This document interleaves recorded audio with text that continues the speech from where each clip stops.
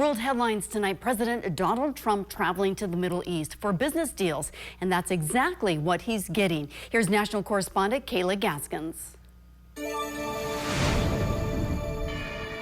President Donald Trump's Middle East trip off to an apparent successful start.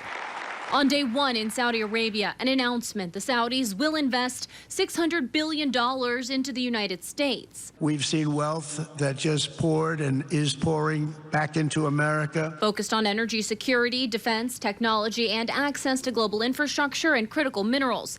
Included in the deal, $142 billion for defense and security, allowing the Saudis to purchase state-of-the-art American-made weapons. You know, nobody makes military equipment like us. We have the best military equipment, the best missiles, the best rockets, the best everything. Trump brought an array of cabinet members and business leaders along for the trip, including Elon Musk, who announced recently he's winding down his federal government role with Doge. With the $600 billion investment commitment by the Saudis, the administration is more than halfway to their reported goal of securing $1 trillion worth of investments from the Gulf states.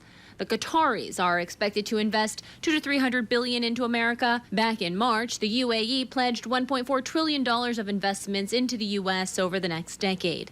Also during his speech Tuesday, President Trump announcing he'll lift sanctions on Syria in order to give them a chance at greatness. The move following the ousting of dictator Bashar al-Assad.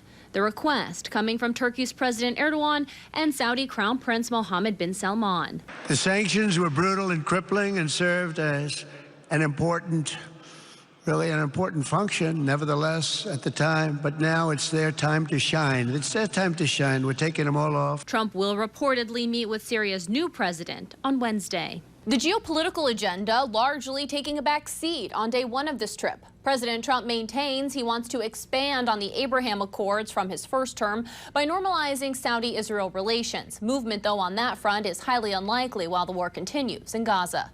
In Washington, I'm Kayla Gaskins.